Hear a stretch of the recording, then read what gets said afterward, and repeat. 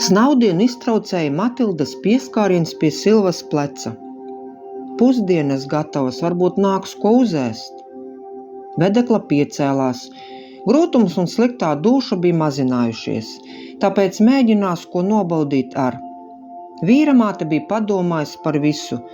Ģimenes vīriešiem sacepta gaļa un siltie kartupeļi, pieliekot klāt kādu biespiena karoti, bet vedekliņai izvārīta dārzeņu zupiņa, jo varbūt gaļa viņai būšot šķebīga. Nedaudz iedusi, Silva nolēma vēl atgūt spēkus savā istabā. Matilde visu nokopa un devās ārā, jo tur jau darbu vienmēr var atrast. Dēls ar vīru apdarīja savus darbus. Pakaisījusi graudus dējējām, salasījusi atstātos paldies olu izskatā, Matilda nolēma parušināties savā puķu dobē, jo tur jau nezāles nedomā nevienu dienu palikt mierā. Pret vakaru Silvas nelabuma kamols bija nolēmis mazināties, tāpēc viņa piecēlās. Cerams, šī sajūta kaut kad pāries.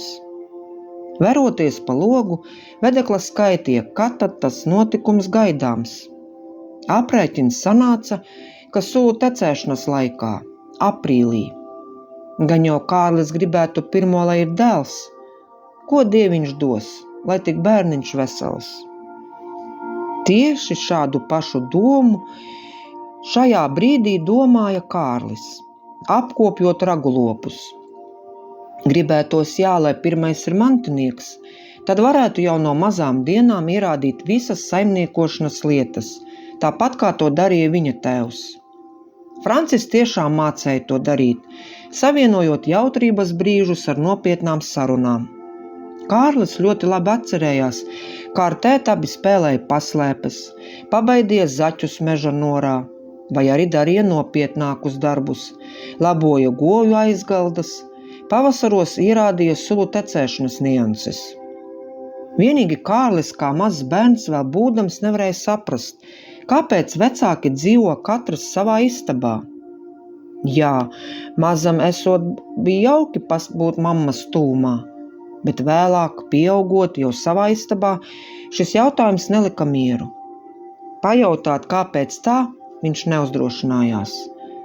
Kad jau par ierasto pasaules lietu kārtību pašam bija savs viedoklis, tad Kārlis nojauta, ka iemesls uzturēties it kā zem viena jumta, bet tai pašā laikā atsevišķās telpās ir nopietns. Vecāki ikdienā savā starpā sarunājās pieklājīgi, kopīgi risināja saimnieciskās lietas, bet tas arī viss. Neilgi pirms savām kāzām Kārlim ar tēvu bija tāda atklāta saruna. Līdz šim pa visiem šiem gadiem tāda vēl nebija bijusi.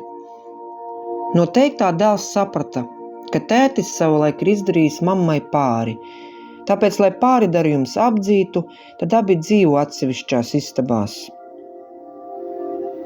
Dēlam novēl tik vienu. Nedari pāri sieviņai, jo viena neapdomīga mirkļa dēļ nav vērts upurēt mīlestību.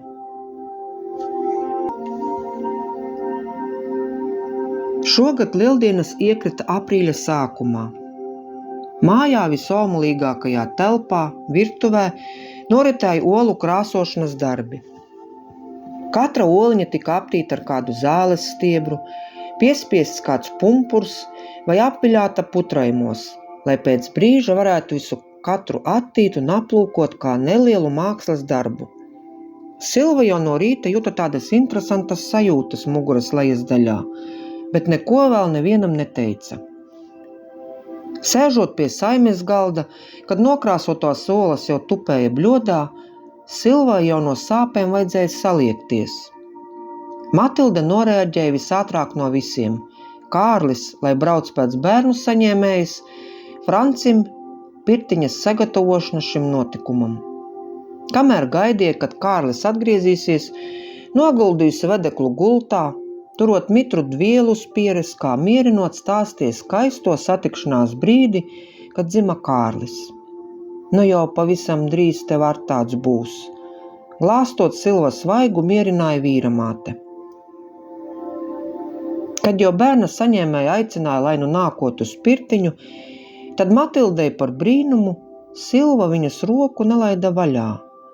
Neatstāj mani. Caur sāpēm viņa izteica Matildei. Kārļa mamma savu mazbērnu nākšanu pasaulē izjuta vēl emocionālāk, jo piedalījās kā bērnu saņēmējas palīdze. Kad aprīļa saule šūpojās uz rīta padebeša maliņas, tad slaukot prieka asaras, gan jaunā māmiņa, gan Matilde, gan bērna saņēmēja varēja sasveicināties ar mazo Jēkabu. Izrādās, ka vārdiņu puisēnam jau abi vecāki bija izdomājuši. Atvērās pirts durvis, un abi pagalmā stāvošie saprata, ka ir brīdis, kad var droši panākties tuvāk uz šo pusi. Matilda vienlaicīgi apskāva savus mīļos un paziņoja, ka pasaulē ir Jēkabiņš. Kārlis atviegloti nopūtās. Francis savu skatienu pacēla debesīs un nepārprotami pateicās visu augstākajiem. Šīs dienas pusdienlaikā jau istabā saldi gulēja Silva un mazais Jēkabs. Pārējie steidz apdarīt ikdienas darbus. Vakarā guļot savā gultā, Matilde nemācēja aprakstīt savas sajūtas, gan kā vecās mātes godā, gan arī to, ka vedekli tik ļoti viņai uzticējās, lūdzot palikt ar viņu šajā sievietē tik nozīmīgajā brīdī. Francis kā sajūsdams, ka sieva tāda patīkama satraukuma pārņemta, viņu apskāva un abi saldi aizmiga.